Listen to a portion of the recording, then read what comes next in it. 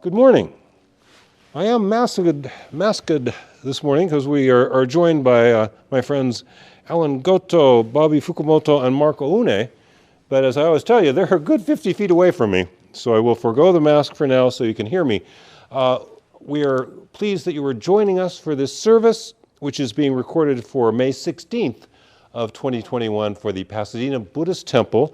I'm going to chant Shishinrai to begin with, which is expressing reliance on the Buddha, Dharma, and Sangha, the three treasures. And I will then chant Juseige, and some of you may wish to join in chanting Juseige. If not, please listen reverently as I chant the Buddha's words.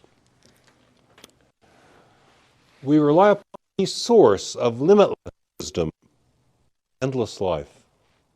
Namo Amida Butsu. Namo Amida Butsu. Namo Amida Butsu. Namo Amida Butsu.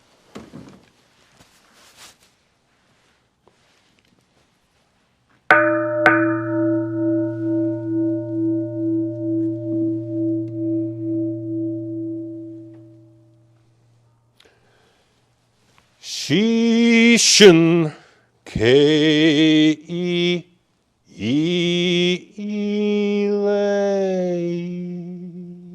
namo shochu hu shishin kei ilei namo shochu ho shishin kei ilei namo shochu so Busetsu, Daimuryo, Jukyo, Juseige, Gagonsho, Thegan, Hishimu, Jodo, Shiganhu, Mandoku, Thehujo, Shogak, Gao, Muryoko, Uidai, Theishu, Huthai, Sho, Bingu, Thehujo shogaku, gashijo butendo, myosho jippo, kukyo mi shomonna, seihujo shogaku, ryokujin shonen, joeishu bongyo, shigumu jodo, isho tenninshi, Jinnariki and Daiko, Kushomu Taido, Tojo San Kumyo, Kotaishu Yakunan, Kaihichi Eigen, Meshi Kon Moan, Hei Sokusho Akudo, Tudaten Shumon, Kosojo Mandoku, Iolo Jippo, Nichigaten Shujuki, Tenko Onhugen, Ishu Kai Hodo, Koseku Dokuho, Joodai Shuchu, Seppo Shishiku, Kuyo Isayabuten, Kusokushu Tokuhon, Danne Shtenyoman, Tokui Sangayo, Nyobutmu Geichi, Tudaten Mi Husho, Rangaku Eriki, Toshi Sai Shoson, Shiganya Koka, Daisen no Kando, Koku Sho Tenin, To Chinmyoke Namandabu Namandabu Namandabu Namandabu, namandabu, namandabu.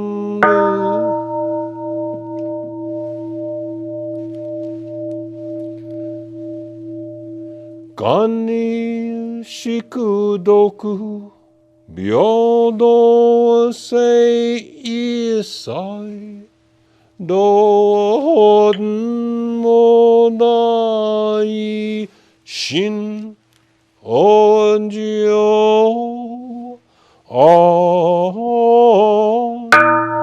la kok. Namanda Buddhamanda, Namanda Namanda Namanda Buddhamanda, Namo Amida Butsu, Namo Amida Butsu, Namo Amida Butsu, Namanda Butsu, Namanda Butsu, Namanda Butsu, Namanda Butsu.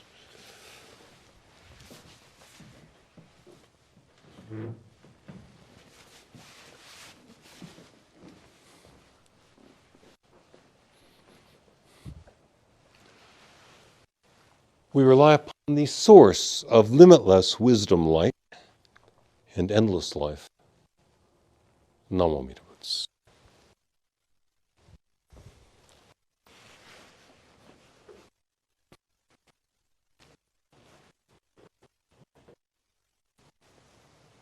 Namo Amida Butsu. Well, again, good morning. And thank you for viewing and participating in this service and Dharma talk, which we're recording for May 16th of 2021 for the Pasadena Buddhist Temple. Now, next week will be our Gotane, our Founders Day service. And so next week I will speak a bit about details of the life of our denominational founder, Shinran Shonin. Today, I want to speak about what was most important to him. And that most important thing to him, to Shinran, is trusting confidence, or Shinjin. Shinjin, the trusting confidence in Amida Buddha's fundamental vow. So allow me to quote from Shinran's masterwork, the Kyogyo Shinshu, from the Shinkan, the chapter on Shinjin, or faith. In reflecting on the ocean of great Shinjin, I realize that there is no discrimination between people noble or humble, or black-robed monks and white-clothed laity. No differentiation between man and woman, old and young. The amount of evil that one has committed is not considered. The duration of any performance of religious practices is of no concern. It is a matter of neither practice nor good acts, neither sudden attainment nor gradual attainment, neither meditative practice nor non-meditative practice, neither right contemplation nor wrong contemplation. Shinjin is neither thought nor no thought, neither daily life nor the moment of death, neither many calling nor once calling. It is simply Shinjin. It is simply serene faith that is inconceivable, inexplicable, and indescribable. It is like the medicine that eradicates all poisons. The medicine of the Tathagata's vow destroys the poisons of our wisdom and our ignorance. Thus he wrote, our denominational founder again, Shinran Shonin, writing there about 1225. This matter of living with trusting confidence is crucial in all forms of religion and all kinds of spirituality. This most essential and central matter in spirituality is what in other religious traditions is routinely called faith.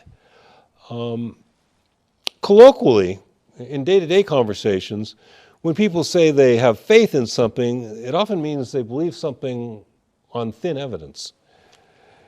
That sort of faith, deliberately believing that which is improbable or which seems improbable, is no good. It splits the psyche. It divides the person in two. It divides you into the person that knows it isn't true and the person who pretends that it is true. So this active believing is not what we mean by faith. It's not what many religions mean by faith, but it is a confusion that humans fall into, just wishing we could tell ourselves something was so that we don't really think is so.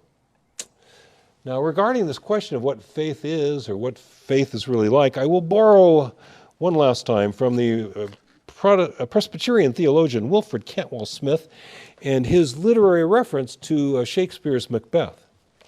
There's a point in the play Macbeth where Macduff is talking to the slain king's son Malcolm, and they've laid out all the evidence. Here it is, no question. Here's why Macbeth did it. Here's proof Macbeth did it. Here's proof. No question. Macbeth killed the king. And they laid it all out before the son Malcolm, but he can't believe it because Macbeth was the brave warrior who made his father king, who secured the kingdom when it was endangered. He just can't believe it. So what Macduff says to him, Macduff is one of the heroes of the play, and what Macduff says to the bereaved Malcolm, whose father was murdered by Macbeth, he says, "Believe it, for you know that it is true." Now, for the reason that Cantwell Smith, a Presbyterian theologian, would want to quote this passage is it shows us that sometimes faith is not something that is less than knowledge. It's something you have to add to your knowledge. You know it. You know that it is true, so believe it. As Macduff tells Malcolm.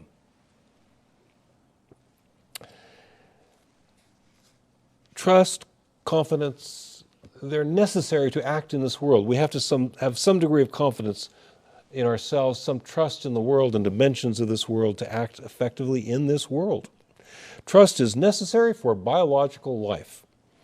As I've told you, now that we're recording everything, I can't keep telling the same anecdotes all the time. So this is the last time for this one. Anecdote about when my father died, he left a small inheritance and a small dog. There was this Chihuahua, and my sister and I, we kept trying to figure out how old it was. All I can tell you, it was more than 20 years old. 21, 22, 23, something like that. It was an ancient little Chihuahua. And the Chihuahua was actually my mother's dog. She died a year and a half ahead of my dad. And the dog was traumatized by her heart attack.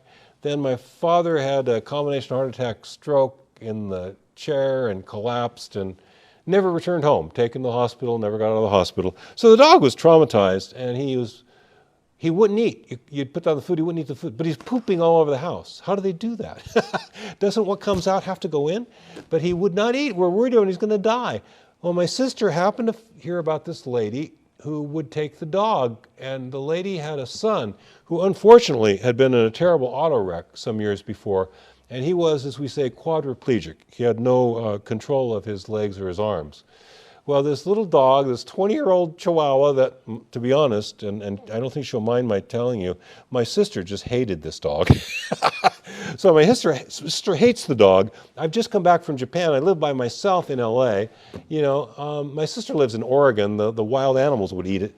So we don't know what to do with this dog. And she finds this lady who takes it, and she gives the lady $250 to feed the dog, right? Well, she could take that dog to the pound tomorrow. We can't control that.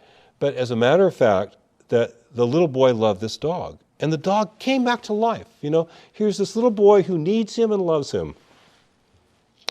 His faith in life returned.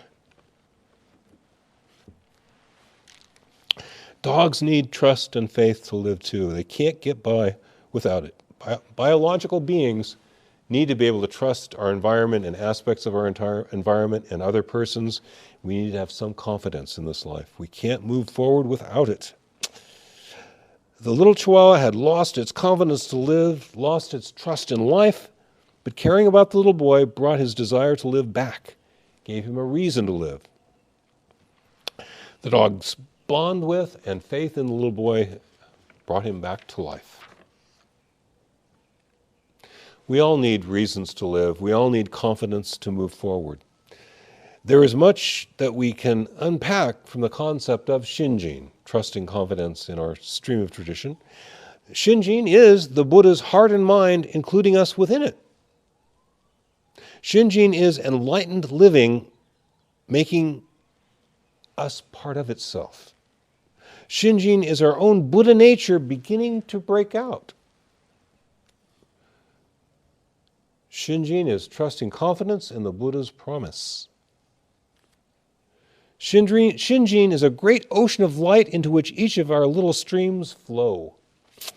Shinjin is awakening as it can manifest in a deluded heart and mind like mine, as best awakening can manifest in someone still deluded like myself, it becomes Shinjin. Shinjin is the active, actual fulfillment of the Buddha's vow. And Shinjin is faith, serene trust, firm confidence in our case, the Buddha's vows. So Shinjin indeed may have implications beyond what some other religions mean by faith. Shinjin will make us identical with our object of reverence, the Buddha. Shinjin will make us eventually Buddhas. People who have faith in God do not become God. So it's different, but this trusting confidence, there's a deep commonality here with other religions. We must have some trusting confidence in our teaching and in our path.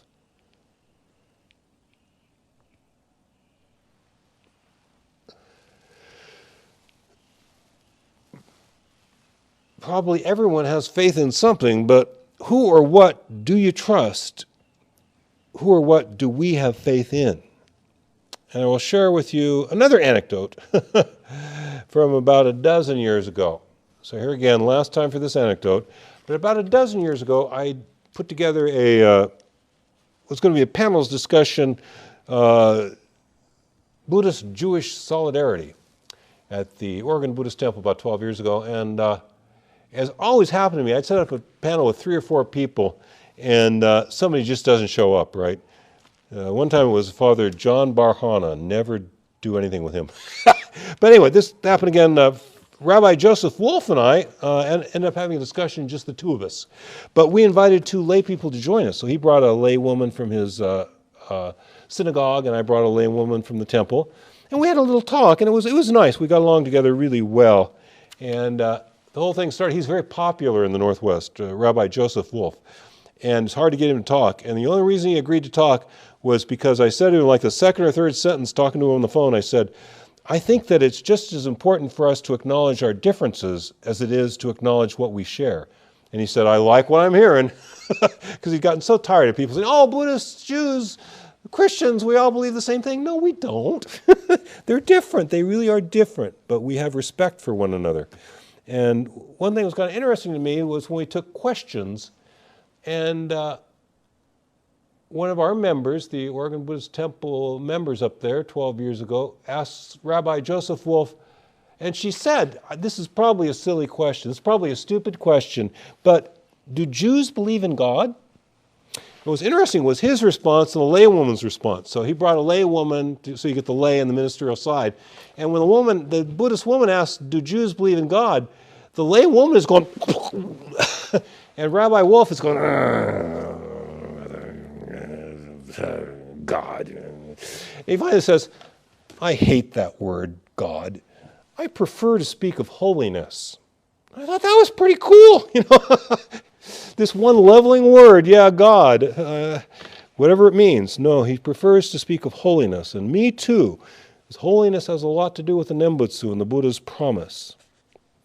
Holiness is what Rabbi Joseph Wolf found in the Judaic traditions. It's what I find in the Nembutsu. Holiness, sanctity, goodness, these are what I find in the Buddha's promise to us.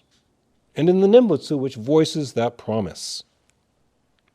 The holiness that Rabbi Joseph Wolf found in the Jewish religiosity is what inspired faith in Rabbi Wolf. The teachings of the Buddha's promise, the teaching of the Buddha's promise, the vow of universal liberation that will take us in, nurture us, protect us, and lift us up to our full potentials, this teaching inspires me to trust and have confidence. Fortunately, there's something like 250,000 different religious traditions in the world, so far. This is a good thing because no single religion has ever been able to speak to the hearts and minds of all people in all cultures. I have friends who were in the Abrahamic tradition, and their story about Abraham agreeing to kill his own son because he was ordered to by his God, this story does not charm me at all. When I hear the story of Abraham and Isaac, I hear something ugly. As Bob Dylan put it succinctly, God said to Abraham, kill me a son. Abe said, what? God said, You can do what you want, Abe, but next time you see me coming, you better run. Abe said, where do you want this killing done? That's very parodic reduction of the story of Abraham and Isaac, but it's a very important story that a man would give up everything, kill his own son for the word of God. The story kind of turns my stomach. It's absolutely unappealing to me. I could never follow one of those Abrahamic religions. I wouldn't hurt my son if the earth rose up and tried to envelop us. Nothing would make me harm one of my sons. Does that mean that those 3 or 4 big religions that found themselves in that story are false? No, of course not. But it means they have no truth for me. I can't follow that path. They are wrong for me. Fortunately, that leaves something like 249,997 other religious traditions. In the Pure Land stream of Mahayana Buddhism, our faith is in something we are all doing together, awakening to reality. Theistic religions have faith in something that is supposed to be there already, gods and such. Buddhist faith, including the faith of Buddhists in the Pure Land stream of tradition, is faith in what we are doing. We are awakening to the truth. Not all by ourselves, with the power of the Buddha transferred to us, with 1 billion or so fellow Buddhists on this planet. This is happening. This project of illuminating and liberating all beings is taking place, and we are participating in this practice, in this process. Again, believe it, for you know it is true, as Macduff said. Believing is not something that we do, though. We must come to discover reflectively and sensitively what we believe, who and what it is that we trust in.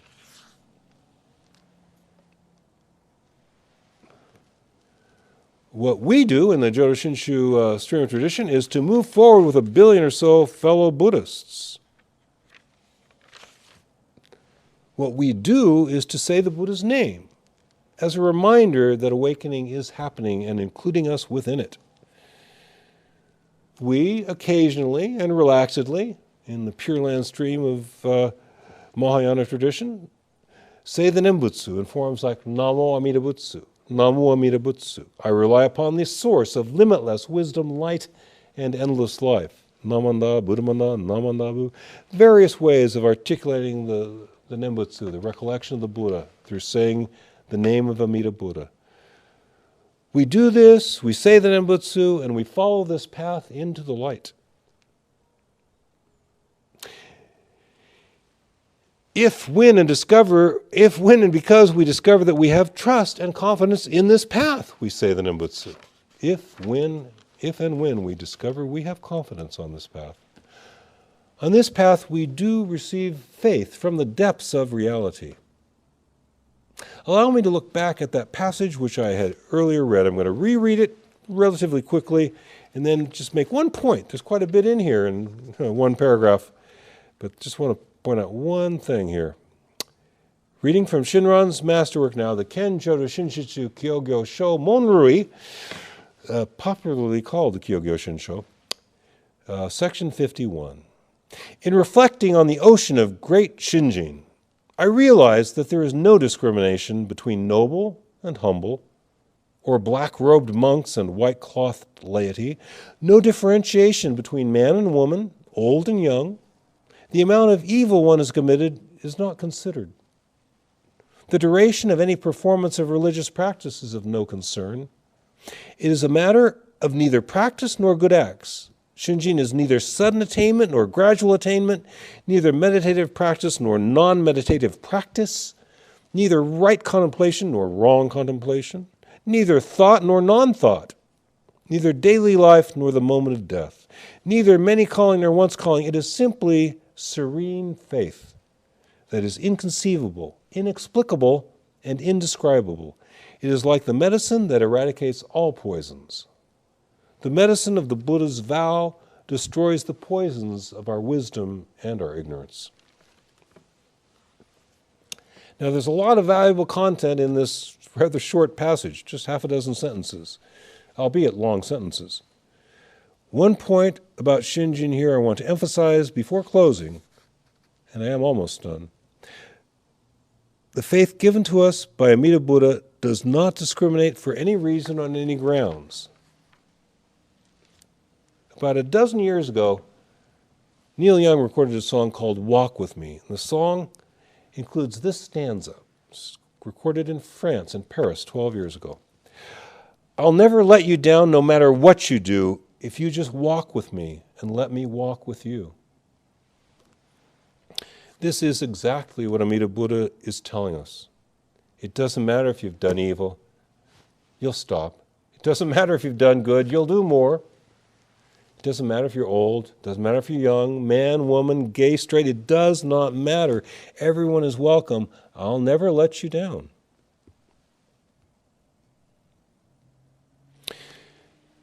This is how the Buddha feels about us. This is how I feel about my sons, Sho and Ren. I'm on their side no matter what they do.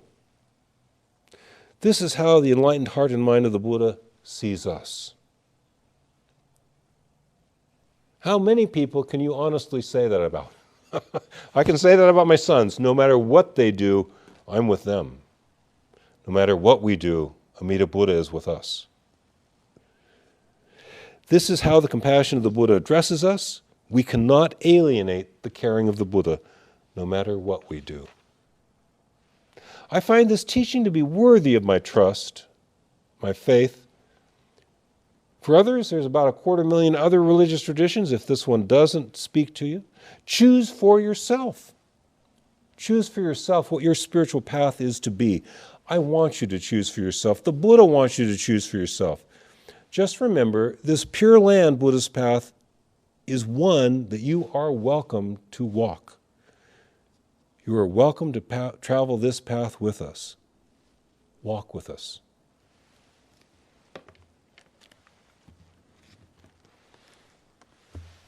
Those who wish to, please join me in closing Gassho. We rely upon limitless and endless life. Namo Amida Butsu, Namo Amida Butsu, Namo Butsu, Namo Amida Butsu, Namo Butsu, Namo Amida Butsu. Thank you very much.